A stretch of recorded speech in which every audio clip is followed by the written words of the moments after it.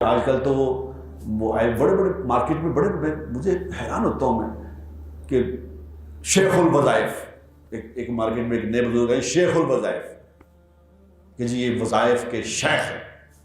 ابھی میں نے ان کا کوئی شیخ اور وظیفہ سنا، کسی نے کسی عورت کا ٹیلی فون تھا کہ جی میرے یہ مسئلہ ہے، تو انہوں نے کہا کہ اچھا آپ نے میرا وہ نہیں دیکھا کلپ، آپ پانی کا برتن بھر کے اس میں پاؤں رکھ کے اور یا کہارو یا کہارو یا کہارو 370 دفعہ پڑھو یا پتہ نہیں 570 دفعہ کرو، اتنے دن کرو گے تو وہ مسئلہ حل ہو جائے۔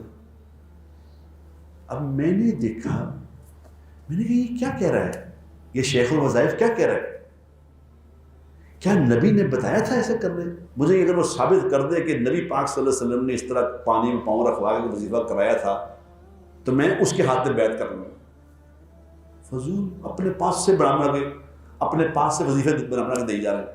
اور شیخ الوظائف دے جناب، ان کی ریکارڈنگیں کیسٹیں دیکھ لیں آپ، کیسٹوں میں دیکھیں شیخ الوظائف عراق میں پھر رہے ہیں، شیخ الوظائف قسطنطنیہ میں پھر رہے ہیں، شیخ الوظائف کہاں؟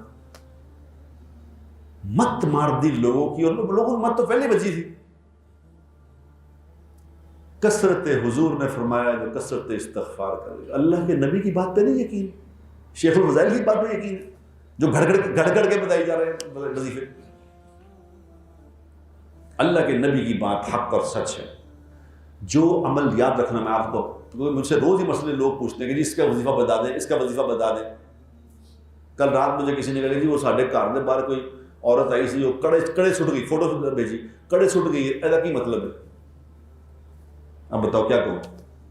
میں کہ جا شیخ الوظائف کو چلا جا، کڑے لے گئے۔ اور اچھے بڑے لوگ، مت ماری نہیں۔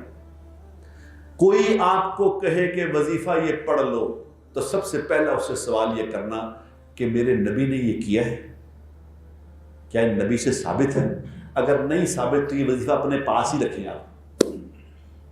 میرے پاس نبی کا وظیفہ ہے، نبی کے وظیفے سے بڑا وظیفہ کوئی ہے تو کیا ضرورت ہے؟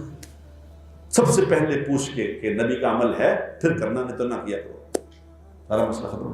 تو کثرت استغفار کرو، اللہ ہر مسئلے کا حل بتائے گا۔